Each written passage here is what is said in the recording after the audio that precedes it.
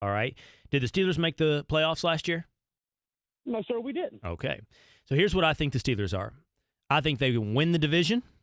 I think they make it to the second round of the playoffs. And that's what I think the Pittsburgh Steelers are this coming season. So before we take this as an insult, realize I think they're going to be better than they were a year ago.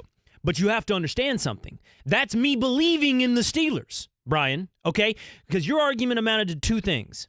Devin Bush, and everybody had a pick in the first round of the NFL draft, and Juju Smith-Schuster, which last year you had Antonio Brown and Juju Smith-Schuster. So why would the receiving corps be better just by taking away Antonio Brown? I don't see a compelling reason to make them a Super Bowl contender. And the biggest reason to doubt that is I don't think Mike Tomlin's been able to bring this roster together over the last several years to reach its full potential. I think this is a team, Brian, that has underachieved and underachieved significantly. I agree. I totally agree. But last year we had too much turmoil. This year we're not going to have all the locker room issues. I think Tomlin is going to have these guys together more than they have been the last couple of years. And I honestly think that we may make a strong Super Bowl run. All right, I appreciate the call, Brian. What I'm telling you about the Steelers, and then as an extension, what I'm telling you about the FC North is I think people have discounted the Steelers too soon. I think they've anointed the Browns too soon. But while I think both of those teams are playoff teams, I don't think either are Super Bowl contenders. I think the Steelers are a second-round exit in the playoffs. And because those are the only two teams that I think are real playoff contenders, I think it's the worst division in the NFL. Charles in North Carolina. What's up, Charles? You're on the Stephen A. Smith Show with Will Cain. Well, can he tell you something? You forgot about Charles, what happened? Ron Rivera. Charles, Yes. who you talking to? Huh? Who you talking to? Steve A. Smith. No. Two wrong in two ways. When I picked up the phone, you were telling somebody, let me tell you what I'm talking about. Who are you talking to? Charles Statham. Okay. And you're talking to Will Cain, not Stephen A. Smith. What's up, Charles? You're on the Stephen A. Smith Show with Will Cain. Will Cain? Yes, sir. You forgot about one coach in a great franchise. Oh? The Panthers. We got Christian Pant, one of the best running backs in the NFL. I'm a PSF for 20 years.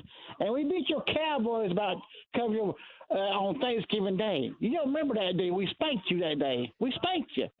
You didn't beat us on Thanksgiving Day, but you beat us. Yes, we did. It was a couple years ago. We beat us the second game. You beat us the second game of the season last year. A couple years ago. But you don't give them. You don't give Chris McCaffrey no credit. You don't give Ron Rivera no credit. We've been to 2 Super Bowls. Your Cowboys haven't been there since 1995 when you're. Hey, Charles, what is this? What is this second place trophies you're bragging about? You're bragging about getting to Super Bowls? Cowboys won 5 Super Bowls. Won them. What? You haven't won in 23 years, my friend. Well, my friend, let me tell you something. I ranked Christian McCaffrey as, I believe, the 4th best running back in the league the other day. So don't you tell me I'm being mean to you or the Panthers.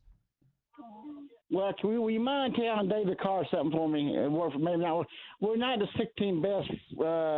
We got rabid fans in Carolina. We go there rain, sleet or snow most of it. We got a pretty good fan base. No, I know we got a tough division with the Saints and the Falcons and the Bucs, but like I said, but you said Dak needs to get big. Do me one favor. Tell Dak win the NFC Championship game and win a Super Bowl like Troy, and then I will give you the credit. He'll give us big money, okay? Okay, I got you, Charles. I'll do that. Can somebody give me Dak's phone number? Charles wants me to call Dak and tell him to win an NFC Championship game, and then Charles will give him the credit that he gives Troy. I need to do this right now. I need to call Dak and pass on Charles' message. Because if Dak doesn't know what it's going to take to get Charles' respect, I'm afraid Dak won't do it. I can't call Tad Prescott, who's a devoted listener to the Will Cain Show, and I assume when Will Cain is filling in for Stephen A. Smith. If you could have any coach in the NFL not named Bill Belichick, so essentially you have the second round draft pick on drafting coaches in the NFL, who do you take? I think the best way to answer that question is ask yourself, what does Bill Belichick give you? What is unique? And there are several boxes that I need checked when it comes to an NFL coach. I ask myself these things. Number one, can he win in multiple ways? Can he morph? Can it be a passing offense one year be a running-based offense in the next. That's what we see with Bill Belichick, constant ability to change who you are.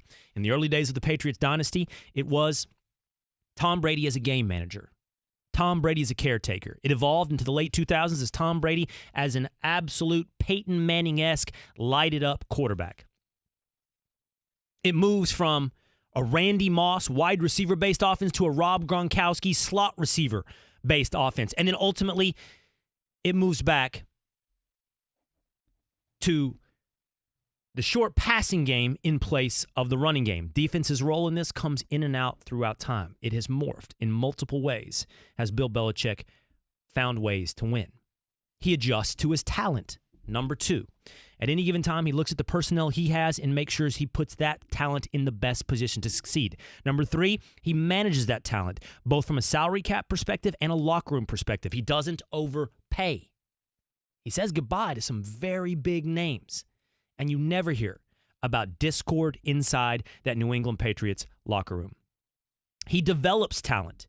Number 4, finding players outside of the top 10 in the draft, always drafting near the bottom of the first round and developing that talent to continually replace the holes, continually replace the guys that you have to say goodbye to. And number 5, he adjusts to the other team, not just his personnel, but to the other team's weaknesses. We've had Teddy Bruschi and several former Patriots come onto the Will Cain Show and talk about the fact that he will take from you exactly what it is you're willing to give. He'll exploit your weaknesses the minute he finds them out.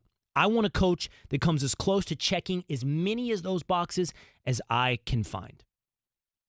Pete Carroll has done a great job of developing talent and won in multiple ways, from defense and a running game to now Russell Wilson throwing it all over the place. But he hasn't managed that locker room. You've continually heard of problems in Seattle's locker room. Andy Reid's developed and he's schemed in ways to put that team in a position to win. But also, has he managed that locker room? Has he adjusted? Has Andy Reid adjusted in the way that Bill Belichick continues to adjust? And Sean McVay, he's developed, he's had a scheme, he's adapted to what the other team has, he's taken from the other team what they're willing to give. We haven't yet seen, can Sean McVay manage a locker room and talent and a salary cap over the long haul? I'm not saying he can't, we just haven't seen him do it yet. Now, the coach that I would pick right after Bill Belichick, with my second pick of drafting coaches across the NFL that checks as many of these boxes as I can get, is the New Orleans Saints head coach, Sean Payton. He's been a high-flying offense that throws the ball over the place. He's had a two-headed running attack that now shoulders the load. He adjusts to his personnel and your weaknesses. He's developed talent and managed that locker room through time. Sean Payton is the second best coach in the NFL. Let me put that to somebody who would know. That's former NFL offensive lineman and ESPN radio host Jeff Schwartz, who joins me now on the Shell Pennzoil Performance Line. What's up, Jeff? How you doing, buddy? Good. I assume football starts tomorrow. The first team in camp. Can you believe that? Starts today here on the Stephen A. Smith Show with Will Cain. What do you think, man? I just laid out that I think that the second best coach in the NFL, the best coach not named Bill Belichick, is Sean Payton. What do you think? Yeah, I heard the tail end of that segment. Look, I'm partial to Andy Reid. I played for him. My brother plays for him, so I know Andy very well. And I think he's just done more with less over his time than Sean Payton has. We can argue whether or not Donovan McNabb is a Hall of Famer or not. Alex Smith is a great pro, in my opinion. He's not a Hall of Famer. He came to Kansas City when they were 2-14 the year before. We went to the playoffs the very following year. I do agree with you, though, that at times there are some issues within his team, but he's able to kind of coach around those at times. And he has had some failures in big moments, but he's now made 6 championship games, 1 Super Bowl. Sean Payton is 1-0 in Super Bowls, I believe. So, and I think he's made one other championship game. I don't know. I just think Andy Reid is such a fabulous coach. And you mentioned adjusting, man. The first 4 or 5 weeks of the season, maybe even the first 6 weeks, Andy Reid comes out with almost like a brand new offense. I mean, he might be the best in the NFL at doing that. I agree that Belichick, though, is clearly the best coach in the NFL. Talking to Jeff Schwartz here on the Stephen A. Smith Show with Will Cain. All right, let's stay on Andy Reid for just a moment. Outside of obviously the scoreboard and winning it all, what do you think is Andy Reid's biggest weakness? I think that coaches, offensive coaches, and this is Andy and also I believe in other offensive-minded coaches, they love to pass the ball. They often get paralyzed at times when kind of like a more calm offense is required, like a more running attack is required. I've been in one of those games where we were up 38-10 in the third quarter. We started having injuries. It would have been best just to run the ball and punt almost, but instead we tried to pass the ball a little bit too much. We had a turnover, a strip sack, and then just kind of it started down the stretch of the Colts coming back. And not just Andy, but other coaches do this as well, where they lean on the pass because it's what they know. They're offensive coaches, offensive head coaches, OCs. They're in charge of the pass game. The offensive line coach is in charge of the run game. The OCs, the head coach, they don't have anything to really do with the run game. They fall back on the pass game. I think that's been his weakness, is at times when games get tight and maybe you need to run the football and whatnot, he passes a little bit too much and it does hurt him. But, you know, it's been a problem at times at the end of seasons and in playoff games. Talking to Jeff Schwartz here on the Stephen A. Smith Show with Will Cain. So, Jeff, I laid out all those things that I want to see from a head coach. Can you win in multiple ways? Can you adjust to your opponent? Can you adjust to your own personnel? Can you develop? Can you manage that locker room and the salary cap and make tough choices on who to keep? I don't think anybody, and I think you agree with me on this, rivals Bill Belichick on that.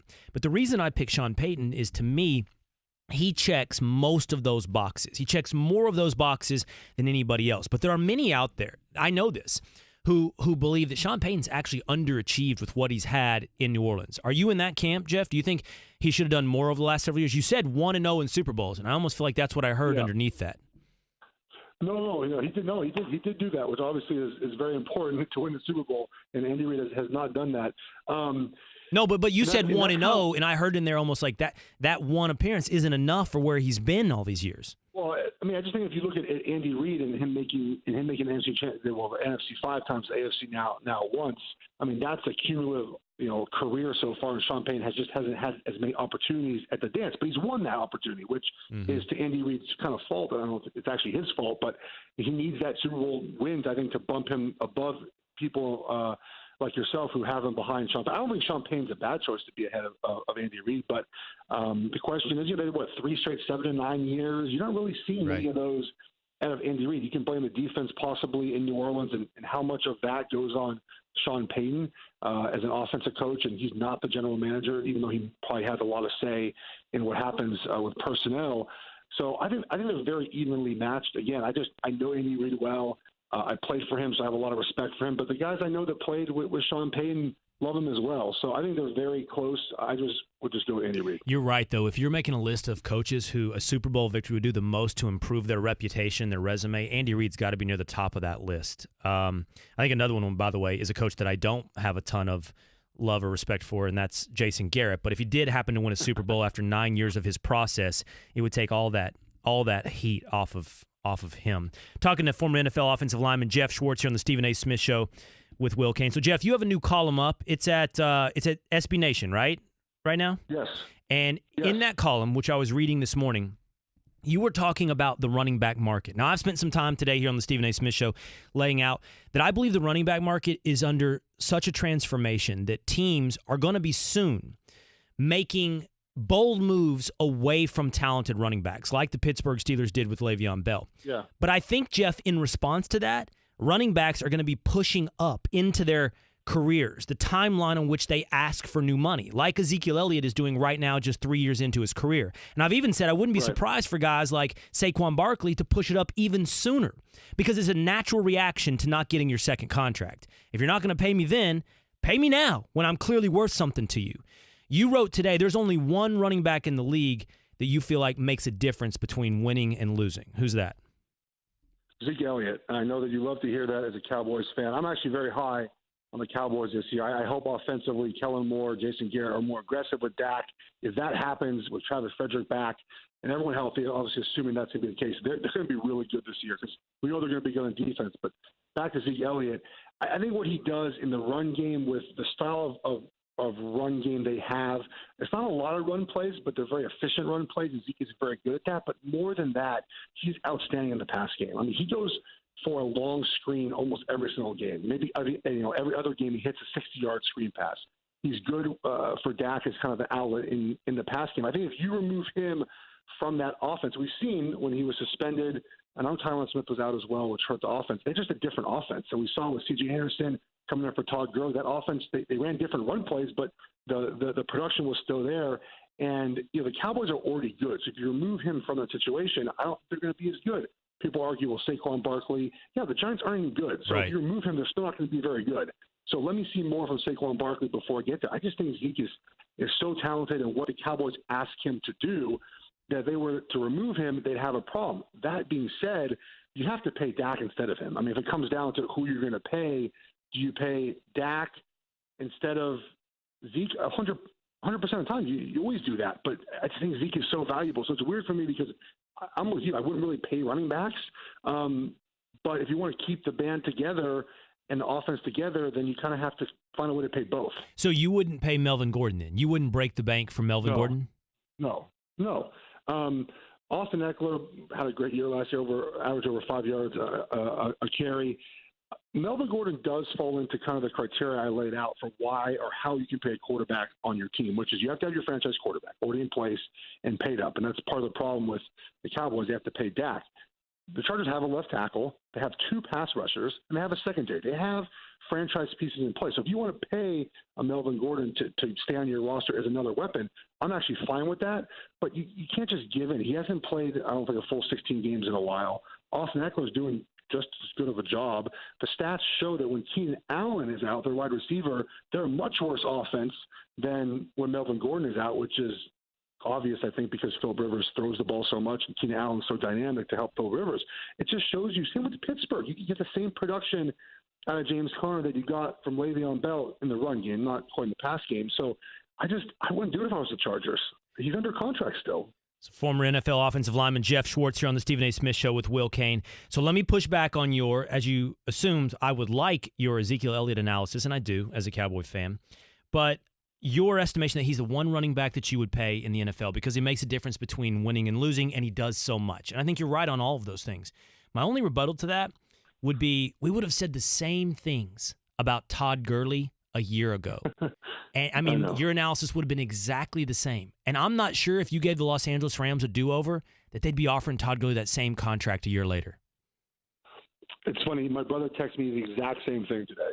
He said we would have said the same thing about Gurley last year, and look what happened. I told my brother, I said, if Zeke's hurt this year and someone comes in and puts up the same production, I'll take my opinion back. Zeke does not have the injury concerns that Gurley had. Remember, Gurley's knee was a little bit beat up from college already, and yeah, I mean that's why I don't think as much as I praise Zeke Elliott for how good he is in his offense, I'm not sure I'd pay him. I think I would pay a bunch of other people on that team before I pay the running back. I just don't see, to your point, the value in paying a guy that much money at that position. So Jeff, don't you think a natural reaction is where I started this show today? Will Cain filling in for Stephen A. I started this out with, look, man, this is going to happen. Like if the league keeps sending a message to running backs that you're not going to see your second contract, you're not going to get your payday. You'll see a second contract, but it won't be the money that you want or you expect. And teams won't be wrong, right? Because we've seen, everybody follows their own incentive. They've seen that running backs tail off right about the time their second contract comes in. Well, in response to that, what we're going to see is running backs attempting to renegotiate their deal midway into their rookie deal, like Zeke's doing right now. He's got 2 years left on his deal. Saquon Barkley's 1 year into his rookie deal, and he's never had, your point is well taken that the Giants aren't any good, but his power and leverage and importance has never been higher. Saquon Barkley's worth more than $8 million a year right now, and he has to try to cash in when that's the equation, when he is worth his most. I'm just thinking sooner or later, apparently sooner rather than later, we're going to see running backs push up their holdouts and attempts at contract renegotiation. Yeah, if you're a first-round draft pick, I believe in the current CBA, you're not allowed to renegotiate until after 3 years. So that actually hurts some of these running backs. And I wonder with the new CBA how contract structures will change. But yeah, Zeke Elliott's doing it right now. This is the time to do it. Before I think Melvin Gordon should have done this holdout before OTA started, when teams kind of still needed a running back. Zeke kind of is at the perfect time for him because he's so valuable. Hey guys, I'm not going to show up to camp. Good luck without me. This is the leverage he's using now. I'm with you. I think that he sees it, the writing on the wall, that the Cowboys probably don't want to pay him. Not many people are going to pay him, most likely, and the wear and tear in his body. He's getting a lot of carries, a lot of catches, and good for him. I'm all for players trying to get their money when they can. And I think you're right. You're going to see more running backs try to get money after the third year. And then, of course, if the CBA changes where guys can negotiate much earlier in their contracts, you'll see them do that then. All right. Former NFL offensive lineman and ESPN radio host Jeff Schwartz here on the Stephen A. Smith Show. Thanks a lot, Jeff. All right. Take care, bud. The satisfying crunch of Nature Valley Crunchy Bars can keep your family going, which means more outside fun for you. And with whole grain oats and real delicious honey, it's really tasty too. Nature Valley Oats and Honey Crunch Bars. So with all these conversations we're having about player movement and contracts being broken, there's one guy out there who says he wants to commit to one market and one franchise for the long haul. There's one guy out there that says he wants to be like Steph Curry. He wants to be like Kobe Bryant. He wants to be like Dirk Nowitzki. He wants to be in the same place for 20 years. Who is that? It's coming up on the Stephen A. Smith Show. Will Kane filling in. This show and all of ESPN is streaming live on the ESPN app. Now with ESPN Plus, where you get more ESPN. Download the ESPN app today and take ESPN everywhere.